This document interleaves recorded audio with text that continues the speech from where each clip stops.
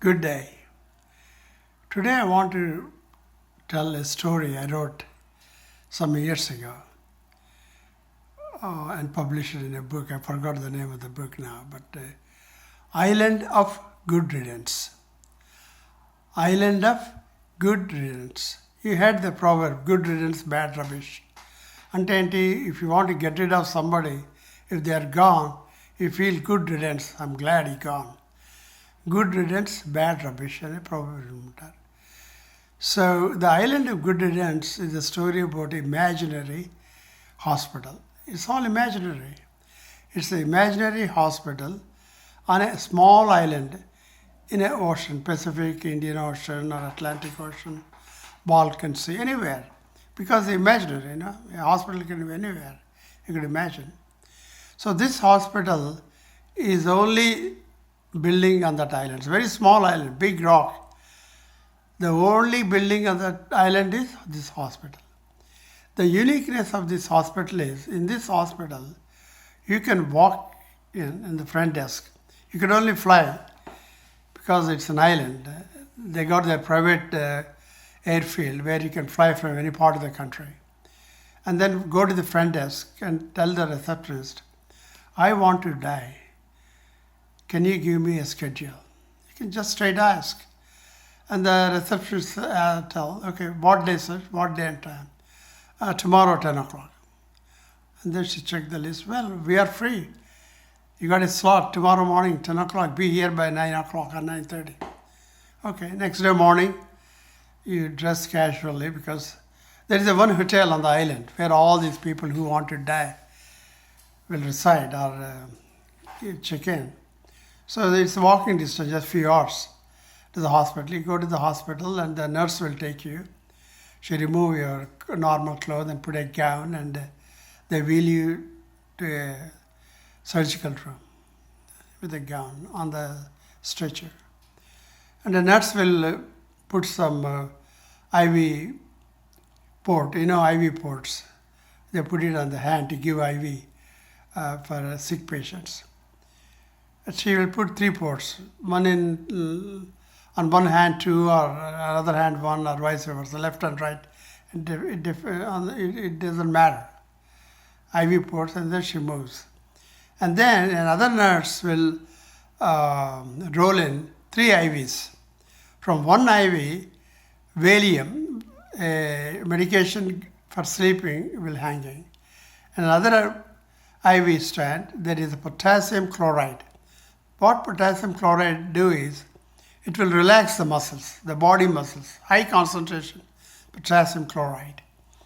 It also relaxes heart muscle. If heart muscle relaxes, it won't operate, there is no pulsating, no absorbing and pumping action, will slowly reduce, it won't stop. But the heart muscle will relax and reduces its activity. And the third medication which really kills is pentobarbital. This pentobarbital drug is a real killer. It will stop the heart, lungs, breathing, everything. It shut down the entire system and the patient will die in 15 to 20 minutes. And then the doctor comes and connects the first thing he connects to the IV is Valium. So it gives 5 minutes to the patient to sleep. So the patients go to the coma, almost coma, deep sleep. After 5 minutes, he will connect the potassium chloride, high concentration. That will relax the heart muscle. So the heart activity will drop by 80%. He'll give 10 minutes to take action. And then he gives the final, that deadly medication, pentobarbital. And then he leaves. All the nurses, the doctor and the 2 nurses will leave the patient lying on the surgical bench. After 20 minutes, they'll come back and the patient will die. They check the pulse, the heart rate, everything is ceased. So he declares he's dead and a death certificate is issued. And according to the wishes of the patient, either the patient is incinerated to ash, burning, and then the ash in urn. Urn is a vessel It's a small jar like with a cap. They put the ash and ship it to the address they given. Or they pack it in a body with ice and they ship it to the body for cremation or incineration, cremation or burial. Any country, any address the patient gave. The patient didn't give any address. He don't want his ashes or body to send back to his relatives. He simply, I don't want my body. You do whatever you want. So they incinerate, burn it, and take the ash and mix it in the ocean. That's it. So this, I thought this is a good idea, because to kill yourself, of course, suicide, that's you have to have guts. And also you put a lot of your close relative, like wife or husband, children, relative, parents in anguish. Oh, my son killed himself, my daughter killed herself, my wife committed suicide. It's a very harsh.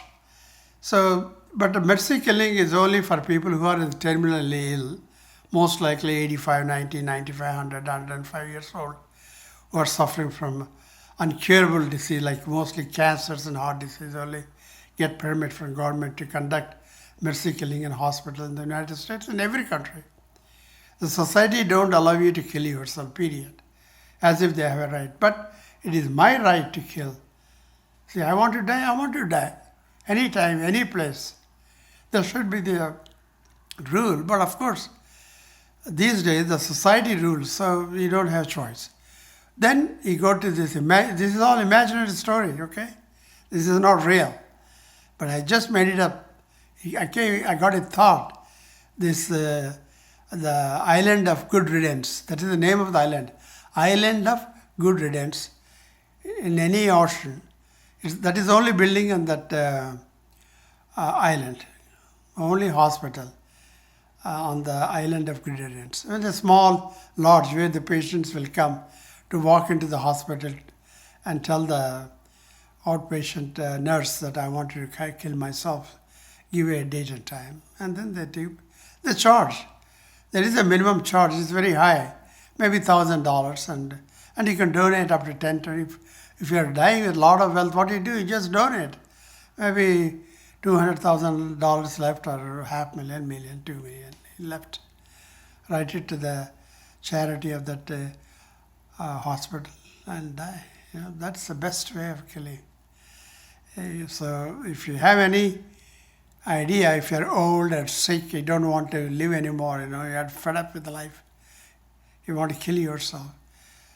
Suicide is an option with a gun, but as I said, it's very cruel, harsh, and very difficult for your close relatives to suffer from your death. You don't want to do that. So you buy a ticket, and don't tell anybody, and fly to the island of good riddance and die in the hospital, respectable bay. And that's it. That's the end of the life. But this is all imaginary. It came to my mind. So I want to share this story with you. You may find this story strange, but if you listen carefully and think about it, it is a good thing. If you want to kill your old 85, 90, sick from heart disease, cannot walk, cannot eat, lie down all the time in the bed, this is the best way to go. Okay?